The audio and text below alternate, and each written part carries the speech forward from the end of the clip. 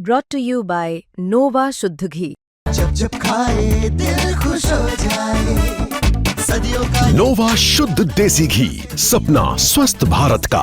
I love घी। नमस्कार, मैं हूं आपका दोस्त विजय विद्रोही और आप देख रहे हैं हमारा खास कार्यक्रम विजय फैक्टर।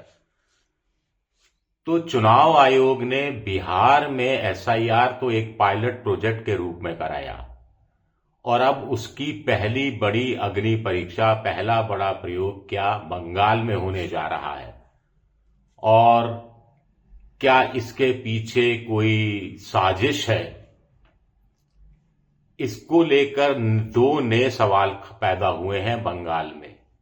पहला, बीजेपी के नेता शुवेंदु अधिकारी का कहना है कि साहब देखिए 2024 के लोकसभा चुनाव में बीजेपी को 2,33,00,000 वोट मिला था, टीएमसी यानी ममता बनर्जी की पार्टी को 2,75,00,000 वोट मिला था। करीब आप समझ लीजिए करीब 40-42 लाख वोटों का फासला था और इस बार 1 करोड़ लोगों के नाम वोटर लिस्ट से काटे जाएंगे और बीजेपी जीत जाएगी। साथ ही ये भी जोड़ा जा रहा है कि साहब हिंदू घुसपैठियों को डरने की जरूरत नहीं है, उनको तो सीएए नागरिकता का जो संशोधित कानून बना था उसके तहत नागरिकता दे दी जाएगी।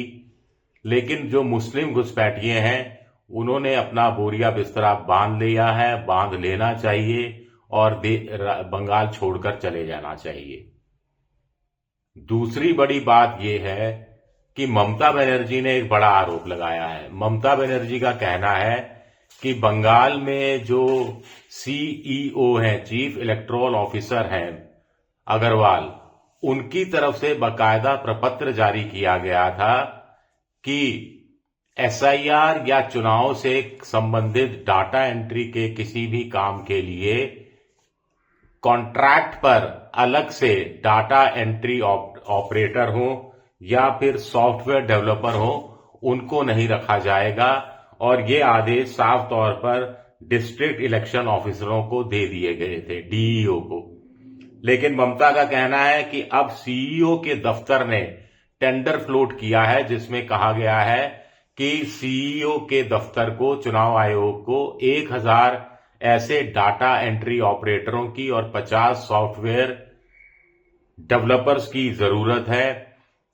इनको अनुबंध के आधार पर नौकरी पर रखा जाएगा, 1 साल के लिए रखा जाएगा। ममता का कहना है कि भाई डाटा एंट्री ऑपरेटर की कहीं कोई कमी नहीं है। सरकार के जो अधिकारी हैं, सरकार के जो कर्मचारी हैं, उसमें सॉफ्टवेयर डेवलपर भी बहुत से मिल जाएंगे, डाटा एंट्री रिपोर्टर भी, ऑपरेटर भी मिल जाएंगे। तो बाहर से क्यों लिए जा रहे हैं? क्या इसके पीछे कोई गलत मंशा है? और राज्यों में तो ऐसा नहीं किया जा रहा, और राज्यों में तो बीएलओ ही भागदौड़ करके फॉर्म भी डिस्ट्रीब्यूट कर रहा है, भरे हुए फॉर्म इकट्ठे भी कर रहा है, फिर डाटा एंट्री का, डिजिटल एंट्री का काम भी कर रहा है। और दरअसल फॉर्म में आपने क्या लिखा है, क्या नहीं लिखा है, दरअसल सारा खेल तो डाटा एंट्री में ही होना है, सॉफ्टवेयर ऑपरेटर को ही करना है। उसने गलत फीड कर दिया तो आपका नाम वोटर लिस्ट से कट गया, आप फिर रोते रहिए, इधर से उधर दौड़ते रहिए। हालांकि बंगाल में जो सीईओ है, चीफ मुख्य चुनाव अधिकारी मनोज अग्रवाल, उनका ये कहना है कि बिहार के बाद चुनाव आयोग ने ऐसा फैसला किया था कि अनुबंध पर लिए जा सकता है और चुनाव आयोग का फैसला है, इससे उनका लेना देना नहीं है। लेना देना नहीं है, लेकिन ममता बनर्जी को शक हो रहा है बीजेपी के नेता के बयानों से भी कि एसआईआर के बहाने बीजेपी बड़ा खेल करना चाह रही है। ममता को यूं आसानी से हराया नहीं जा सकता। शेरनी की उनकी एक तरह से पॉलिटिकल तस्वीर उभर कर सामने आती है और शेरनी की मांद में अगर मोदी और ज्ञानेश कुमार हाथ डालने की कोशिश कर रहे हैं तो उस हाथ का क्या होगा?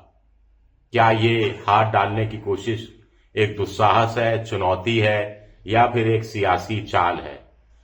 अगर बीजेपी के पास धनबल की कमी नहीं है, अगर बीजेपी के पास चुनाव आयोग का सहारा है, अगर बीजेपी के पास नेताओं की फौज है, अगर बीजेपी के पास तमाम तरह की जांच एजेंसियां हैं, तो ममता के पास शेरनी जैसा कलेजा है, किलर इंस्टिंक्ट है, जज्बा है, महिलाएं हैं, महिलाओं के लिए योजनाएं हैं और मां माटी मानुष जैसा एक बड़ा नारा है जिसका तोड़ अभी तक बीजेपी निकाल नहीं पाई है। लेकिन बिहार में जो विपक्ष ने नहीं किया वो सब ममता एसआईआर के खिलाफ बंगाल में करती हुई नजर आ रही है।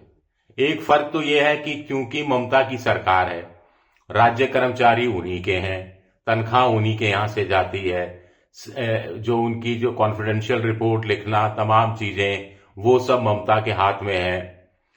दूसरा, कर्मचारियों को लगता है कि ममता को हराना मुश्किल है तो समर्पण भाव है।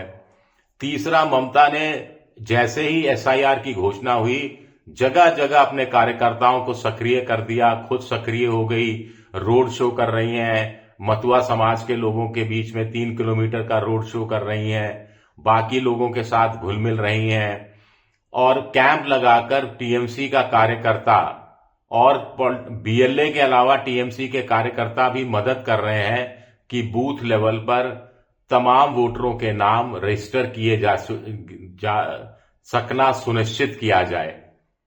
एपिक कार्ड नंबर नहीं है वो ढूंढ कर लाना, 2003 की लिस्ट में नाम कैसे ढूंढा जा सकता है वो बताना। तो ये सारे प्रयास ममता करती हुई नजर आ रही हैं क्योंकि ममता को भी पता है कि सारा खेल 30-35 लाख वोटरों के बीच में झूल रहा है। अब देखिए, आंकड़ों के अनुसार देखा जाए तो 2021 का जो पिछला विधानसभा चुनाव था, टीएमसी को 2,87 लाख वोट मिला था ममता को और बीजेपी को 2,28 लाख वोट मिला था। 59 लाख वोट का अंतर था। लेकिन 2024 लोकसभा का मैंने थोड़ी देर पहले आंकड़ा बताया, ये जो 59 लाख वोट का अंतर था वो घटकर 42 लाख वोट रह गया था। तो अगर 25-30 लाख वोट इधर से उधर, उधर से इधर होते हैं तो खेल हो जाएगा। अगर हम मानकर चलें कि 2021 को दोहराया जाता है तो। हालांकि बीजेपी को सीटें कम मिली थी, 77 सीटों पर ही सिमट गई थी और 59 लाख वोट ज्यादा पाकर टीएमसी 294 में से 223 सीटें शायद हासिल करने में कामयाब रही थी। लेकिन अब ममता पूरा खेल समझ रही हैं और उनको पता लग गया है कि 2 चीजों पर ध्यान देना है। कम से कम लोगों के नाम डिलीट किए जाएं और जिन लोगों के नाम जुड़वाए जा रहे हैं बीजेपी या दूसरी पार्टियों की तरफ से, एक एक नाम की पड़ताल की जाए, एक एक नाम की जांच पूरी आगा पीछा देखा जाए और अगर लगता है कि गलत नाम है तो फिर प्रतिवाद का फॉर्म भी भर दिया जाए। ये प्लानिंग बिहार में नहीं देखी गई थी और चूंकि ममता बिहार में, बंगाल में शासन कर रही है, पकड़ है उनकी, इसलिए थोड़ा सा अपर हैंड भी उनको मिलता दिखाई दे रहा है बिहार के बनिस्बत। शुक्रिया, बहुत बहुत शुक्रिया मेरा वीडियो देखने के लिए।